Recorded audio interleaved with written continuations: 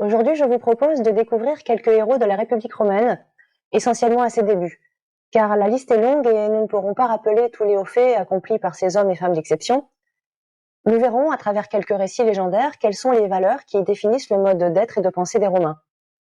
En effet, chacun des personnages, dans la réalisation de son exploit, met en relief des qualités fondamentales, héritées du mos maiorum, c'est-à-dire la coutume des ancêtres, ensemble des traditions que les Romains se sont efforcés de transmettre au fil des siècles. C'est à travers ces courts récits, et en partageant la lecture d'extraits du Ab Urbe Condita de Tite-Live, que nous découvrirons ces valeurs essentielles au sein de la société romaine. Commençons par Horatius Cocles. Quel est le contexte en 509 avant Jésus-Christ? Rome vient de se libérer du règne de son septième et dernier roi, d'origine étrusque, Tarquin le Superbe, grâce à Brutus et à Tarquin Collatin, devenus les deux premiers consuls de la République romaine. Rome est alors dans une situation assez instable, et vous vous doutez que les peuples voisins vont en profiter pour attaquer la ville. De plus, Tarquin s'est réfugié chez son compatriote étrusque, Porséna, qui va essayer de l'aider à reprendre le trône de Rome. Au moment où intervient notre héros, les troupes de Porséna ont pris le mont Janicule et menacent Rome. Les troupes romaines sont forcées de se replier et traversent le pont Sublicius, seul moyen d'accès à la ville. Dans cette retraite, Horatius Cocles, dit le borgne, c'est ce que signifie son nom, Cocles, ferme la marche avec deux autres hommes qui deviendront plus tard consuls. Il donne l'ordre à ses camarades de le laisser seul et d'aider au sabotage du pont qui empêchera l'armée de Porséna de traverser le Tibre. Restant seul face à une armée entière, voici comment il s'illustre pour les retenir de l'autre côté du pont Sublicius. Quand il voit qu'inébranlable dans ses résolutions et ferme dans sa résistance, il demeure maître du pont qu'il parcourt à grands pas, les ennemis cherchent, en se jetant sur lui, à le précipiter dans le fleuve. Mais tout à coup, le fracas du pont qui se brise, et les cris que poussent les Romains. Joyeux du succès de leurs efforts, les glacent d'épouvante, et arrêtent leur impétuosité. Alors, Cocles, « Dieu du Tibre, s'écrie-t-il, père de Rome, je t'implore, reçois avec bonté dans tes flots ces armes et ce soldat. » Il dit, se précipite tout armé dans le fleuve, et, le traversant à la nage, au milieu d'une grêle de flèches qu'on lui lance de l'autre rive sans pouvoir l'atteindre, il rejoint ses concitoyens, après avoir osé un exploit qui trouvera dans la postérité plus d'admiration que de croyance. Rome se montra reconnaissante d'une aussi haute valeur. Elle lui fit ériger une statue sur le Comitium, et on lui donna autant de terre que put en renfermer un cercle tracé par une charrue dans l'espace d'un jour. À ces honneurs publics, les particuliers voulurent ajouter un témoignage de leur gratitude, et, dans la disette générale, chacun retrancha sur sa propre nourriture. Voilà comment Cocles sut affronter une armée entière et traverser le Tibre à la nage, tout armé. Exploit miraculeux témoignant d'une bravoure hors norme. Passons à Caius Mucius Caevola. Toujours dans cette guerre interminable contre Porséna, un jeune soldat romain décide de demander au Sénat l'autorisation d'infiltrer le camp du roi pour l'assassiner. Il peut partir pour accomplir cette mission, mais ne connaissant pas Porséna, il le confond avec son scribe richement vêtu. Amené devant le roi par les gardes, voici ce qu'il dit. « Je suis un citoyen romain, dit-il. On m'appelle Gaius Mucius. Ennemi, j'ai voulu tuer un ennemi. Et je ne suis pas moins prêt à recevoir la mort que je ne l'étais à la donner. Agir et souffrir en homme de cœur est le propre d'un Romain. Et je ne suis pas le seul que ces sentiments animent. Beaucoup d'autres, après moi, aspirent au même honneur. » Alors le roi, tout à la fois enflammé de colère et épouvanté du danger qu'il court, ordonne que Mucius soit environné de flammes et le menace de l'y faire périr s'il ne se hâte de lui découvrir le complot mystérieux dont il cherche à l'effrayer. « Vois, lui répliqua Mucius, vois combien le corps est peu de chose pour ceux qui n'ont en vue que la gloire. » Et en même temps, il pose sa main sur un brasier allumé pour le sacrifice et la laisse brûler comme s'il eût été insensible à la douleur. Étonné de ce prodige de courage, le roi s'élance de son trône et ordonnant qu'on éloigne Mucius de l'autel, « Pars, lui dit-il, toi qui ne crains pas de te montrer encore plus ton ennemi que le mien. J'applaudirais à ton courage s'il était destiné à servir ma patrie. » Et c'est ainsi que Caius Mocius reçut le surnom de Scaevola qui signifie « le gaucher ». Exceptionnellement, je m'arrête ici rapidement sur le tableau de Rubens particulièrement intéressant et très fidèle à la scène racontée par Tite-Live. Le héros, Caius Mocius, apparaît en pleine lumière, en position centrale, dans une posture fière, qui le montre inébranlable, impassible, malgré la douleur. À ses pieds gît le scribe, blanc et verdâtre, comme le veulent les codes picturaux de l'époque, pour représenter un mort. Pas d'effusion de sang, la cape rouge souligne la dignité du héros. Il défie du regard Porséna, dont la frayeur est manifeste par l'expression du visage et le mouvement de recul. Et il est replié dans l'ombre. Il fait pâle figure face à l'éclat du soldat romain. Le premier garde, sur sa gauche, est tout aussi terrifié. D'autres s'interrogent, regardent le ciel. Petite parenthèse, les ennemis, les barbares, sont représentés avec une barbe, ici. Enfin, le jeune soldat romain qui s'élance derrière Caius Mocius apparaît tel un angelot, blond, vêtu de blanc, irréel dans cette scène sombre où règne une immense tension dramatique. Il symbolise tous les jeunes Romains qui rêvent d'assassiner Porséna. Enfin, troisième personnage à s'être illustré dans cette guerre contre Porséna, il s'agit d'une femme. Vous noterez que ce sera la seule parmi tous ces héros abordés aujourd'hui. Clélie est une jeune femme qui a été faite prisonnière et détenue donc dans le camp étrusque. Voilà ce qu'il se passe. Comme le camp des Étrusques n'était pas très éloigné des bords du Tibre, Clélie, l'une des jeunes romaines livrées en otage, trompe les sentinelles et, se mettant à la tête de ses compagnes, traverse le fleuve au milieu des traits ennemis.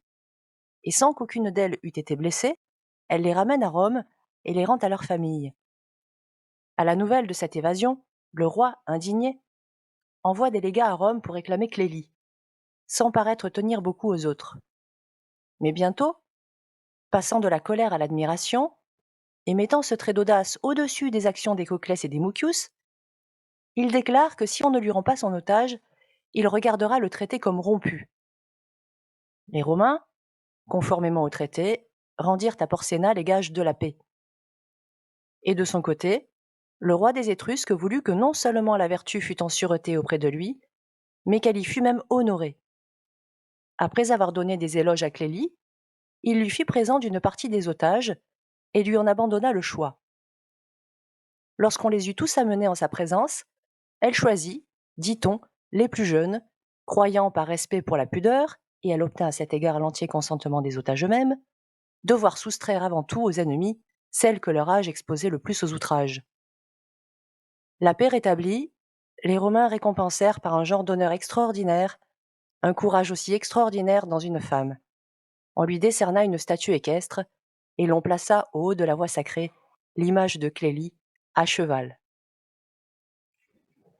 Découvrons un autre genre d'exploit à présent. Une dizaine d'années après, Rome fait face à une guerre intestine. Les plébéiens en ont assez d'être exploités par les patriciens, ils font sécession et décident de fonder une nouvelle cité sur le mont Aventin. Les patriciens sont désespérés. Ils font appel à Menenius Agrippa, un ancien consul très éloquent. L'effroi était au comble dans la ville. Une défiance mutuelle tenait tout en suspens. On se détermina donc à députer vers le peuple Menenius Agrippa, homme éloquent et cher au peuple, comme issu d'une famille plébéienne. Introduit dans le camp, Menenius, dans le langage inculte de cette époque, ne fit, dit-on, que raconter cet apologue. Dans le temps où l'harmonie ne régnait pas encore comme aujourd'hui dans le corps humain, mais où chaque membre avait son instinct et son langage à part, toutes les parties du corps s'indignèrent de ce que l'estomac obtenait tout par leurs soins, leurs travaux, leur ministère, tandis que tranquille au milieu d'elles, il ne faisait que jouir des plaisirs qu'elle lui procurait. Elles formèrent donc une conspiration. Les mains refusèrent de porter la nourriture à la bouche de la recevoir, les dents de la broyer. Tandis que dans leur ressentiment, ils voulaient dompter le corps par la faim, les membres eux-mêmes et le corps tout entier tombèrent dans une extrême langueur.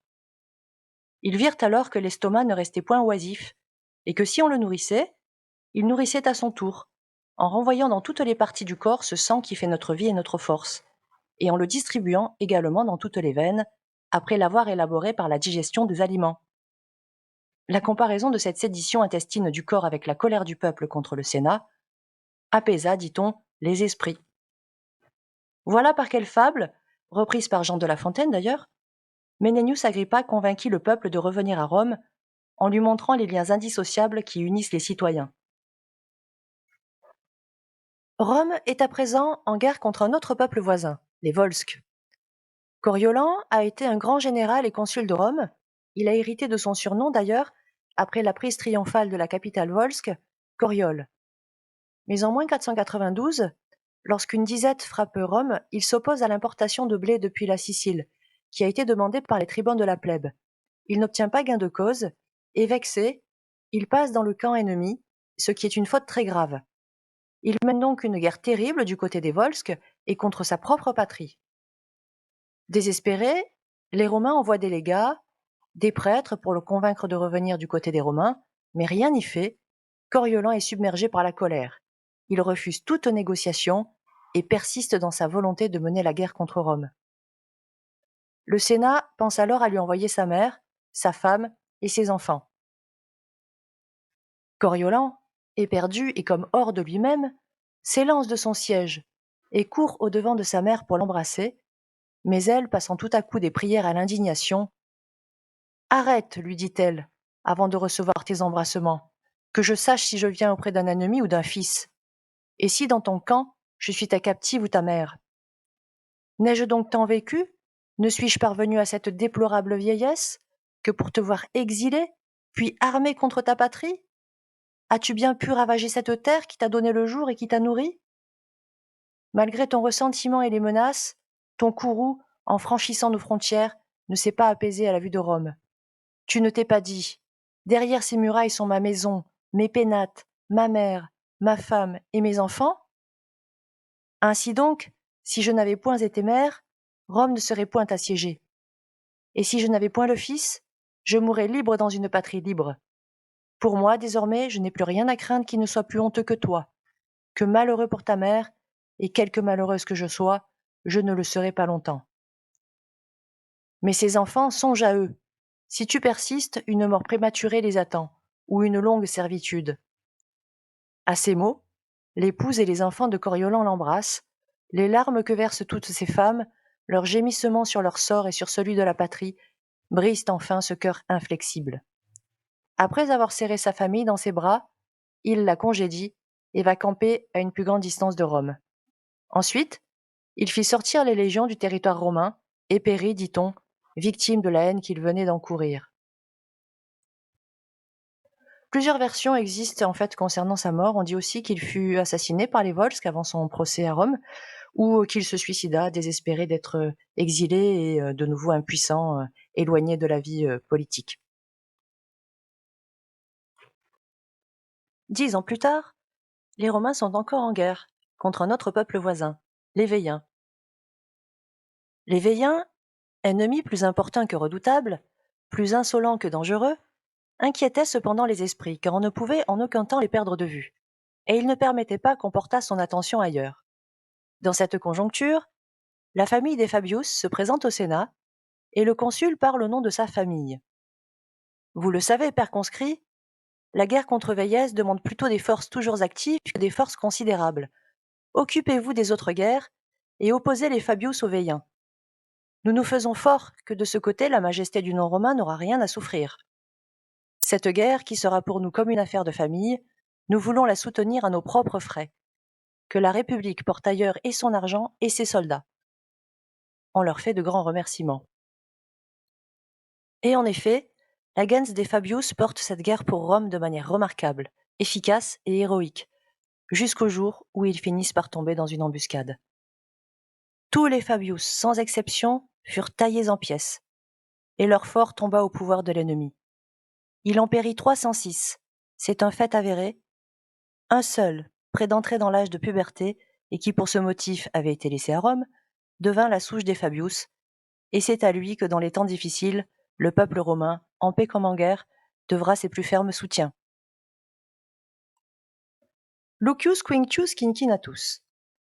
20 ans plus tard, les Romains sont encore en guerre contre un peuple voisin, les Èques, et leur armée se trouve dans une situation compliquée. L'unique espoir du peuple romain, Lucius Quinctius, cultivait, de l'autre côté du Tibre, en vis-à-vis de l'endroit où se trouve à présent l'arsenal de nos navires, un champ de 4 arpents, qui porte encore aujourd'hui le nom de près de Quinctius.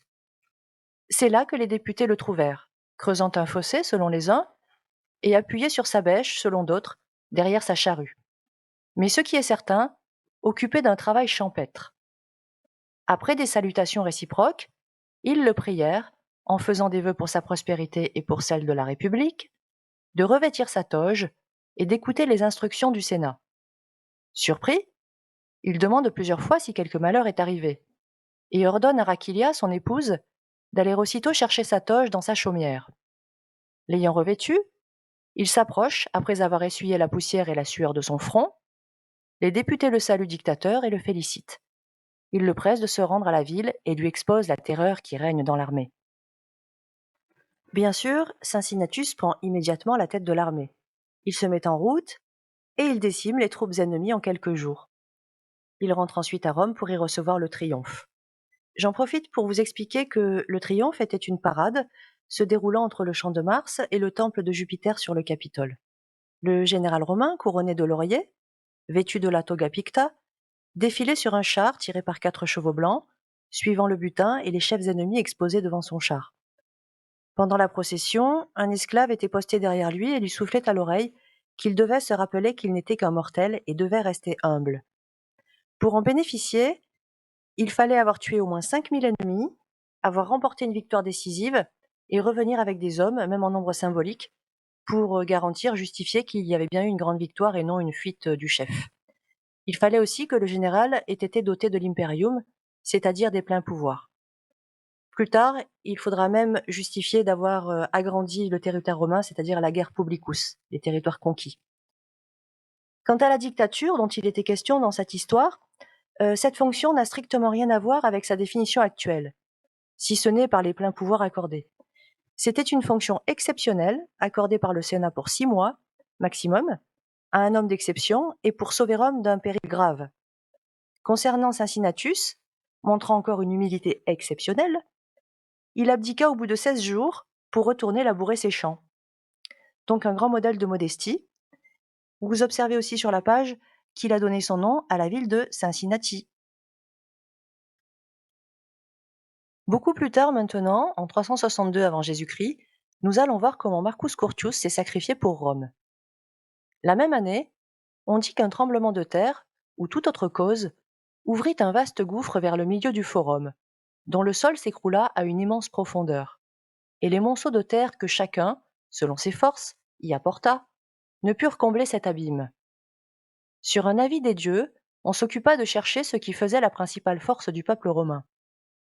Car c'était là ce qu'il fallait sacrifier en ce lieu, au dire des devins, si on avait à cœur l'éternelle durée de la République romaine. Alors, Marcus Curtius, jeune guerrier renommé, s'indigna, dit-on qu'on put hésiter un instant, que le plus grand bien pour Rome fut la vaillance et les armes.